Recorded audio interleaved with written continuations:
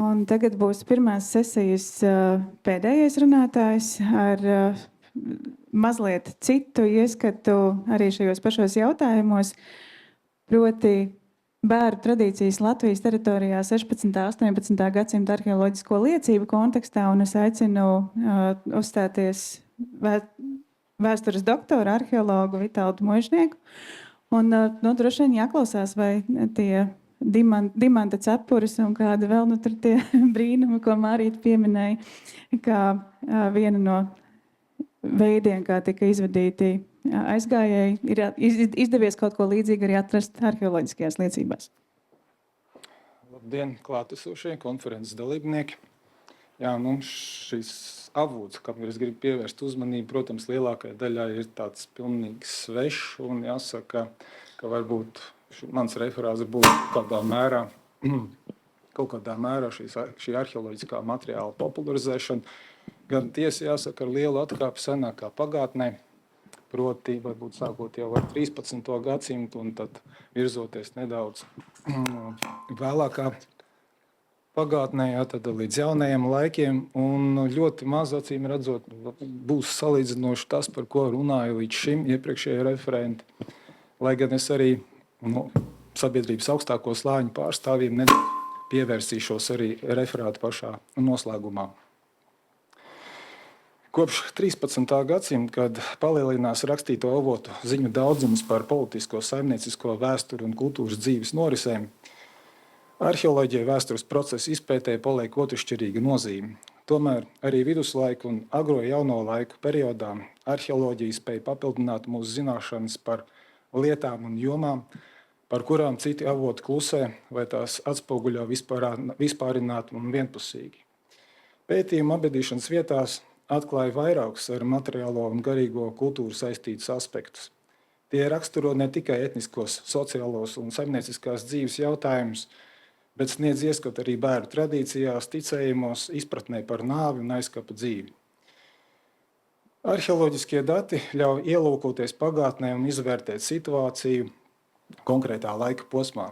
Par nožēlu arheoloģiskais materiāls pilnīgi neatklāja mirušo apbedīšanas rituālu, tomēr tas ļauj spriest par atsevišķām normām, kādas ievērotas bēru laikā. Arheologu, etnogrāfu un folkloras pētnieku darbos bēru tradīcijas parasti tiek skaidrotas ar dažādu ticējumu un normu kopumu, kas ievērots miršanas brīdī, sagatavojot, izvadot, apglabājot un pieminot mirušos. Arheoloģiskais materiāls atspoguļo tikai atsevišķus bēru rituālu elementus. Izrakumos atsektie kapi un iegūtie novērojumi ir autentiski pagātnes liecinieki, kas atspoguļo noteiktu periodu mirušo apbedīšanas veidu, raksturo līdzdoto kapu piedevu klāstu, to izcelsmu un piederību. Būtiski norādīt, ka arheoloģiskās liecības ļauj precizēt, datēt un papildināt rakstīto avotu etnogrāfijas un folkloras ziņas. Salīdzinot šīs atšķirīgās avotu grupas, ir iespējams izvērtēt, cik pilnīga un objektīva ir informācija par bēru tradīcijām konkrētā laika posmā. Samērā skobas ziņas par iedzīvotāju tradīcijām, apģērbu sadzīvi sniedz Livonijas perioda avoti. Sākot ar 16. gadsimtu rakstīto avotu klāsts pakāpeniski palielinās, un liecības kļūst arvien detalizētākas un konkrētākas. Laika posmā no 16. līdz 18. gadsimtam vērtīga informācija sniedz kronikas, ceļotāju apraksti, kā arī ar baznīcas darbību saistīti dokumenti. Tomēr jānorāda arī uz šī perioda avotu trūkumiem. Kronika, ceļotāju un zemju vēstures aprakstu autori bieži izmantojuši vēlākus sacerējumus, tos nekritiski iestrādājot vai pārpublicējot savos darbos. Rezultātā trūkst konkrētības laikā un telpā. Viena daļa avotu atspoguļo situāciju krietni pirms to tapšanas. Vairāk 16. un 18. gadsimta autori savos darbos sniedz liecības, kuras attiecināmas uz 15. gadsimta otro pusi vai 16. gadsimta sākumu, tādējādi radot zināmu laika nobīdi, kas jāņem vērā, analizējot šo avotu informāciju. Šādu rakstīto avotu īpatnības pilgti atspoguļos Livonijas aprakstos minētajā tradīcijā vīriešu sabedīt ar cirvi. Senākās ziņas atrodamas Sebastiana Minstera 1550. gadā izdotajā kosmogrāfijā, kurā aprakstot livoniešu bēru tradīcijas minēts, ka mirušajam aiz jostas tiek aizlikts koka cirvis. Līdzīga veida apraksti atkārtojas arī vēlāk izdotās kronikās, kur šī literārā tradīcija ir izsekojama līdz pat 18. gadsimtam. Savukārt arheoloģiskie pētījumi vēsturisko laiku kapsētās liecina, ka ieroču abadījumos vairs netiek likti sākot ar 16. gadsimtu vidu. Tāpat ne visos rakstītajos avotos sniegtās ziņas tieši attiecas uz toreizējo Livoniju un mūsdienu Latvijas teritoriju. Nereti sastopama pārspīlējuma vai neadekvāta mēģinājuma salīdzināt vietējās tradīcijas ar citu tautu mitoloģiju. Īpaši bieži prūšu un lietuviešu tradīcijas vispārināts un attiecināts uz visām baltu tautām. Vairākos 16. un 17. gadsimta rakstītajos avotos atzīmēt alus kausu likšanu kapā, kā arī tā ieliešanu kapu bedrē. Jānorāda, ka trauku novietošana abedījumos nav bijusi raksturīga Livonijas iedzīvotāju tradīcija. Abedījumi ar mālu podiem bieži sastopam Lietuvas teritorijas 14. un 16. gadsimta kapsētās. Latvijā zinām tikai atsevišķi gadījumi, kas neatiecas uz aprakstu tapšanas laiku. Acīm redzot, rakstīto avotu autori sapludinājuši un minējuši atsevišķas tradīcijas, kas bijušās Livonijas teritorijā 16. un 17. gadsimtā netika praktizēts.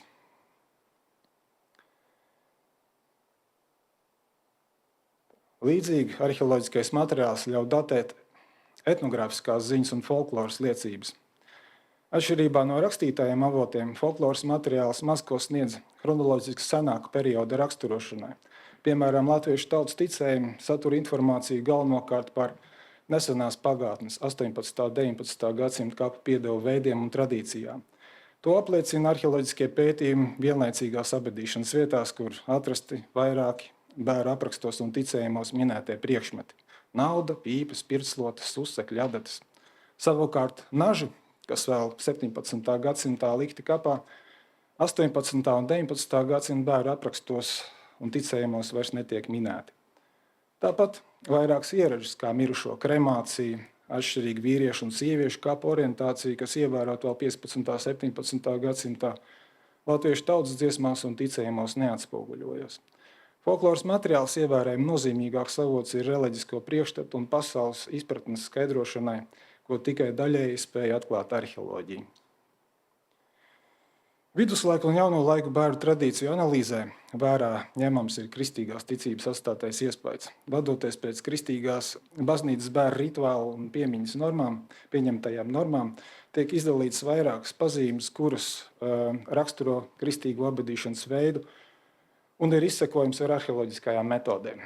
Kā pamatkritēriji tiek minēti abedīšana nesadedzinātā veidā, jeb mirušo inhumācija, kapu orientācija rietumu virzienā, skatu uz austrumiem, abedīšana līķautā bez kapu inventāra, mirušo abedīšana baznīcās un pie tām iesvētītās kapsētās.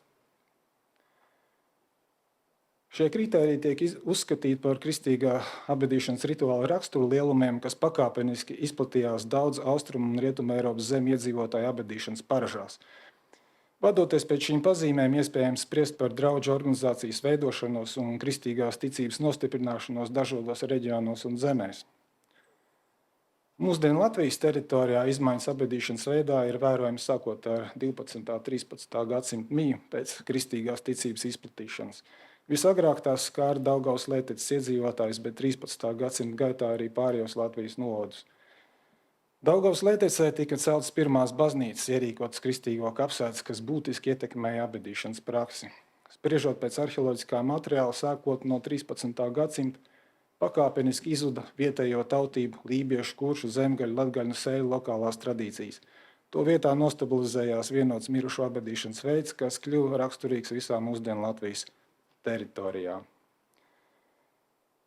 Vairākas ar kristīgo bēru rituālu saistītās normas nostiprinājās 15. gadsimtā. Šajā laikā mirušos konsekventi sāka apglabāt nesadedzinātā veidā. No sentautām, kas apdzīvoja mūsdienu Latvijas teritoriju, mirušo kremāciju viskonsekventāk praktizēja kurši. Lībiešu apdzīvotajos novados ugunskapis sastopam tikai 20 un 30%, bet citu tātad sentautu apdzīvotajā teritorijā šādu gadījumu īpatsvars ir vēl mazāks. Pēc 13. gadsimta notikumiem Atsacīšanās no mirušo kremācija visstraujāk notika tātad novados, kur tā tika praktizēta retāk. Austrum Latvijā kremācijas tradīcija izzuda 14. gadsimtā, kamēr Kurzemē tā saglabājās vēl 15. gadsimta sākumā. Skeleta apbedījumos par valdošo kļuva mirušo orientācija ar galvu uz rietumiem. Saskaņā ar baznīcas mācību mirušie tika guldīti ar skatu uz austrumiem. Šis virziens atbilda kristīgajai eskatoloģijai, jo no austrumiem tiek gaidīta Kristus otrreizējā atnākšana. Pirms kristīgās ticības izplatīšanas katrai sentautai pastāvēja savu atšķirīgu mirušo orientācijas tradīciju. Tātad kristīgās ticības ietekmē šīs lokālās atšķirības mazinājās un nostiprinājās vienots mirušo guldīšanas virziens. Senāk kapa orientācijas tradīcija noturība vērojama vienīgi latgaļu apdzīvotās teritorijas austrumu daļā. Šeit biežāk nekā citviet Latvijā sastopam apbedījumu ar atšķirīgu orientāciju. Turklāt vērojama arī vīriešu un sieviešu diametrāli pretējās orientācijas noturība, kas dažviet saglabājās līdz pat 18. gadsimtam. Tomēr 13. un 18. gadsimtā ir mainījies sieviešu un vīriešu kapu virziens. Proti, ja vēlējā dzelzs laikmetā, tas ir 9. un 12. gadsimtā, sievietes tika guldītas ar galvu uz rietumiem, tad viduslaikos un jaunajos laikos uz austrumiem, savukārt vīrieši attiecīgi pretēji. Nav zinām motivācija un iemesli, kas pamudināja mainīt ierasto kārtību un saglabāt diametrāli pretējās orientācijas tradīciju. Katrā ziņā šāda kapa orientācija vēl ir novērojama jauno laiku apbedījumos. Periodā no 13. līdz 18. gadsimtam mirušie apglabāti gan pie baznīcām ierīkotās kapsētās, gan arī ar tām nesaistītās, jeb lokālās apbedīšanas vietās, kas parasti atradās dzīvesvietu tūmā un ir iespējams sasaistīt ar konkrētām apmetnēm, ciemiem, muižām un atsevišķām sētām. Pret šo lokālo apbedīšanas vietu izmantošanu aktīvi vērsās luterāņu baznīcas pārstāvi. Katoļu baznīcas vadība lielāku uzmanību pievērs pagānu laiku kapulauku izmantošanas ierobežošanai, jo pēc kanoniskiem likumiem nebija pieņemams, ka kristieši adusētos kopā ar pagāniem.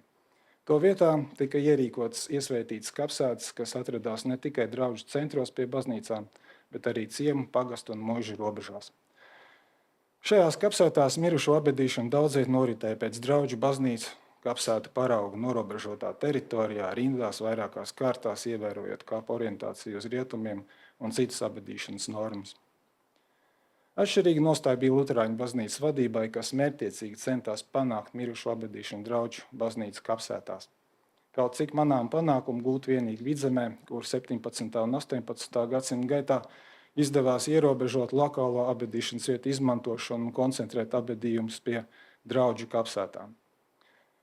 Pārējos mūsdienu Latvijas vēsturiskajos novados mirušo apbedīšana ar draugu baznīcām tieši nesaistītās vietās saglabājās un dobājāms tika arī pieļauta. Par to liecina tradīcija ierīkot ciemu kapsētas un dzimtu kapus, kur izmantošana daudziet nepārtraukti turpinās no viduslaikiem līdz pat mūsdienām. Minētie piemēri liecina par izmaiņām mūsdienu Latvijas teritorijas viduslaiku un jauno laiku pamatiedzīvotāju tradīcijās un reliģiskos priekšstatos, ka tie nav noritējuši pēc vienota modeļa un bez atkāpēm. Mirušu apbedīšanas veidā ieviesās vairākas jaunas tradīcijas, kas aizgūtas no baznīcas bērnu rituāla, bet līdztekus saglabājās arī senās. Par uzskatām seno tradīciju noturību piemēru kalpo mirušu apbedīšanu apģērbā un ar kapu piedevām, kas novērot gan pie baznīcām ierīkotās kapsētās, gan ar tām nesaistītās apbedīšanas vietās. Abās apbedīšanas vietu grupās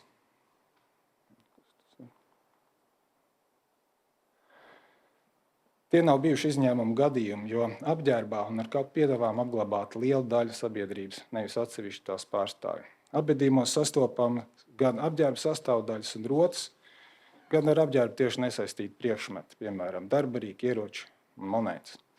Kapu inventārs lauku novada apbedīšanas vietās 13. un 18. gadsimtā konstatēts aptuveni 50% kapu. Atšķirīga situācija vērojama pilsētu kapsētu arheoloģiskā materiālā, kur apbedījumi bez kapu piedevām dominē. Piemēram, Rīgas Doma baznīcas pētītajā kapsētas daļā vairāk nekā 80% gadījumu konstatēt apbedījumu bez jebkāda kapu inventāra. Kapu piedevs atklāts tikai atsevišķos viduslaika apbedījumos, kas saistām ar pamatiedzīvotājiem, lībiešiem, zemgaļiem, latgaļiem, kuršiem un to pēctečiem. Tas norāda, ka pilsētu iedzīvotāju vairākums mirušos apglabāja atbilstoši Rietumē Eiropā pastāvošai praksē. Pamatiedzīvotāju integrēšanos pilsētas kultūra vidē veicināja korporatīvās struktūras, kā tirgotāju amatnieku brālības, kas reglamentēja pilsētnieku dzīvesveidu, tostarp arī mirušo izvadīšanu. Abedījumi ar apģērbu paliekām un kapu piedevām sniedz nozīmīgu informāciju par iedzīvotāju materiālo kultūru pagātnē. Pateicoties atklājumiem, abedījumos ir iespējams rekonstruēt viduslaiku un agro jauno laiku iedzīvotāju tērpu, iegūt informāciju par rotām, darbarīkiem, sadzīves priekšmetiem un ieročiem. Līdz 15. un 16. gadsimtam arheoloģiskā materiālā vēl ir iespējams izsekot etnisko grupu atšķirībām. Vislabāk tas atspoguļos sieviešu rotu komplektācijā un to nesāšanas veidā, kas ir atšķīries etnisko grupu vidū. Pēc tā var izsekot atsevišķām vēlā dzelzs laikmeta tautību materiālās kultūras pazīmēm, kas saglabājušās vēl viduslaikos.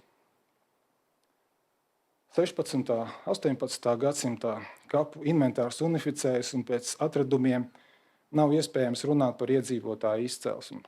Līdzīgi senlietu veidu un formas ir sastopams visā Latvijas teritorijā. Iespējams, ka tas skaidrojams ar tā laika modes tendencēm, kā arī ar rotkaļu arodu centralizāciju pilsētās un plašāk to produkciju noiet lauku novados. Uzskatām, tas atspoguļojas arheoloģiskā materiālā, kur vērojams būtisks izmaiņas rotaslietu klāstā, to ornamentācijā un apģērba sastāvdaļu noformējumā. 16. un 17. gadsimtā izplatās vairāk jaunu rotu veidu, piemēram, metāla jostas, jeb tā dēvētās ķēžu jostas leņģenes, sirdsveida saktas, zvaigžņveida burbuļu saktas, zīļu saktas un zīmolgradzenes, spirālgradzenes un gradzenes ar vaļējiem galiem pakāpeniski aizstāja slēgtie, jeb riņķveida gradzeni, bet pakausaktas izkonkurē dažādas formas riņsaktas. Iecienīts kļuva riņsakts ar lapu akantu un arabesku ornamentu, kā arī riņsakts un gradzeni ar sadoto roku motīvu, jeb tā dēvētās derības aktus un gradzeni. Gadsimta gaitā ir mainījies arī mirušiem līdzkapā dotā kapa inventāra klāsts un daudzums. Viduslaikos no abedījumiem pakāpeniski izzuda masīvie priekšmeti, kā zobeni, zirglietas, sirpji, izskaptas, dzirklis, krūša važņrotas, kaklariņķi un cita veida rotaslietas. Sākot ar 16. gadsimtu būtiski samazinās priekšmetu skaits, kas saistīti ar mitoloģisko pasaules uztveri, piemēram, dažāda veida piekariņi, kas netieši liecina par pārmaiņām iedzīvotāju reliģiskajos uzskatos. 16. un 18. gadsimta abedījumos atradumi lielākoties saistīti ar apģērbu. Tās ir saktas, pogas, jostas un sprādzes. No sadzīves priekšmetiem visbiežāk atrasti naži un šūšanai paredzētie rīki. Īpaši popularitāti kā kapa piedeva ieguva monētas, kuras procentuāli bieži veido lielāko šī laika abedījumos iegūto atradumu daļu. Jaunajos laikos izlīdzinājās atšķirība, kas viduslaikos mirušu abedīšanas veidā pastāvēja starp Livoniju un pārējo Eiropu. Rietumē Eiropā, kā arī centrāla un austruma Eiropas zemēs, viduslaikos pastāvēja praksa mirušos apglabāt līķautā bez jebkāda kapa piedevām. Šāds mirušu abedīšanas veids 12. un 13. gadsimtā jau bija nostiprinājies lielākā daļā Eiropas. Salīdzinoši lielais abedījumu skaits bez kapa piedevām, kas konstatēts 13. un 18. gadsimta Latvijas kapsētās, var liecināt, ka mirušo abedīšanu līķautā ievērot arī šeit. Lai gan Latvijas gadījumā nevar izslēgt iespēju, ka bez inventāra abedījumu varētu norādīt, ka apglabātie nav bijuši vietēji iedzīvotāji, bet ieceļotāji no Rietumeiropas. Viduslaikos apģērbā un ar statusa atribūtiem abedīja vienīgi sabiedrības augstāko slāņu pārstāvis, galvenokārt valdniekus un garīdzniekus. Valdniekiem kapā lika varas simbols, cepteri, kroni, zobeni, savukārt garīdzniekiem amatregālijas, gredzenu, bakulu, biķeru, patēnu un citas liturģiskos priekšmetus. Viduslaika vēlīnajā posmā abedījumos bieži sastopam šo atribūtu vienkāršoti vai lēti adarinājumu, kas norāda uz to simbolisko nozīmi. Atsacīšanās no gadsimtiem ilgi pastāvējušās abedīšanas prakses Rietumē Eiropā aizsākās 16. gadsimtā. Jaunajos laikos gan protestantu, gan katoļu zemēs mirušā apģērbs un kapa inventārs pakāpeniski kļuva par izplatītu parādību nevien sabiedrības augstāko slāņu, bet arī ierindas iedzīvotāju vidū.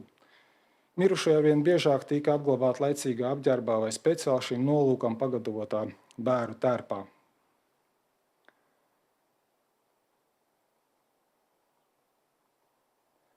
Plaši izplatīta bija tradīcija mirušajam galvā likt vainagi, jeb kroni, kas parasti tika darināts no savītām bronzas stieplītēm. Šādi mirušo kroņi lielākoties atrasti neprecētu jaunu cilvēku un bērnu nabedījumos.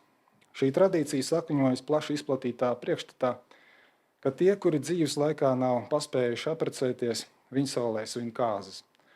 Šādā kontekstā arī pašas bēres dažkārt noturēja ar kāzām raksturīgām izpausmēm, izceļot pārēju uz viņu savu kā īpašu svinīgu notikumu. Kristīgās baznīcas interpretācijā vainags jeb kronis asociējās ar taisnības uzvaras zīmu un likumības simbolu.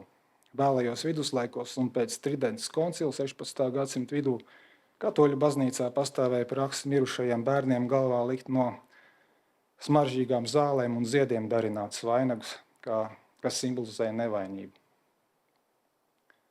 Kapā ievietoja arī dažādas priekšmetus, kurus mirušais lietojas dzīves laikā, kā arī lietas, kas izmantotas bērnu rituālā, piemēram, mazgājamos traukus. Vācijā šāda praksa atšķīrās atkarībā no konfesionālās piederības. Protestantu afidos biežāk sastopams sadzīves priekšmeti, savukārt katoļu kapsētās priekšroka dot reliģiska rakstura simboliem, kā rožu kroņiem, jeb lūkšanu krellēm, krustiņiem un dažādu veidu medaljoniem. Kapu piedevu ievietošana nabedījumos kļuva izplatīta sākot ar 17. gadsimtu, bet visplašāko uzplaukumu šī tradīcija piedzīvoja 18. un 19. gadsimtā. Līdzīgas izmaiņas novērojams arī Latvijas pilsētu kapsētās un lauku draudžu baznīcās, kur galvenokārt apglabāt sabiedrības augstāko slāņu pārstāvi, piemēram, Kurzemes Zemgales hercogu abedījumos, Baronu dzimtu kapenēs, Svētā Jāņa baznīcā Saldū un Ikšķilas baznīcā pilsētnieku abedījumos, Rīgas baznīcas kapsētās un citviet. Nereti atklāts apģērba palieks, rotas, sadzīves un citi priekšmeti, kas viduslaika abedījumos tikpat kā nav pārstāvēts. Šīs pārmaiņas atspoguļo līdzīgu notikumu gaitu, kāda jaunajos laikos ir vērojama Rietuma Eiropā, kur sākot ar 16. un 17. gadsimtu līķauti pakāpeniski aizstāja bērnu tērps, un mirušos sāk apglabāt arī laicīgā apģērbā ar dažādām kapu piedāvām. Acīm redzot, sekojot laikmetu tendencēm, mūsdienu Latvijas teritorijā savus piederīgos līdzīgi ir sākuši apglabāt vācu izcelsmes iedzīvotāji. Kapu piedevu līdzdošana bieži tiek skaidrot ar bailēm no nāves un mirušā, vienlaikus atspoguļo tuvinieku un plašākas sabiedrības priekšstats par aizkapa dzīvi. Tā liecina arī par individuālismu izpausmēm bērnu rituālā, kur nozīmīgu lomu spēlēja vēlme reprezentēt aizgājēju un viņa dzimtas sociālo statusu. Tieši baroka laikmetā kļuva ierasta prakse mirušo izstādīt un izvadīt no mājām. Kā rezultātā lielāka uzmanība tika pievērsta nelaiķa vizuālajam noformējumam, apģērbam, rotām un citām kapu piedevām. Šajā laikā izplatījusies arī līdzīgi kapu piedevu došanas tradīcijas, motivācija un interpretācija, kas sastopām plašākā reģionā. Pagaidām gan nav skaidrs, kā veidojušies jauno laiku reliģiskie priekšstati, ko atspoguļo universāli ticējumu un līdzīgas paražas. Vai tā ir tikai jauno laiku parādība, kas izveidojusies no jauna, vai tomēr tā satura sanāku ticējumiem manticības slāni, kas šajā laikā kļūst atklātāks. Latvijas gadījumā priekšstati, kas saistīti ar nāvu un pēcnāves dzīvi, formējušies ilgākā laika posmā. Tie atspoguļo kontinuitāti starp aizvēstures periodu un jauniem laikiem, ko var izsakot abedīšanas tradīcijās. Mūsdienu Latvijas teritorijā mirušo abedīšana apģērbā un ar kapu piedevām viduslaikos nav pārtraukta, kā tas notika daudz viet citur Eiropā. Šī tradīcija ir ilgstoši saglabājusies un tiek praktizēta arī mūsdienās. Paldies par uzmanību!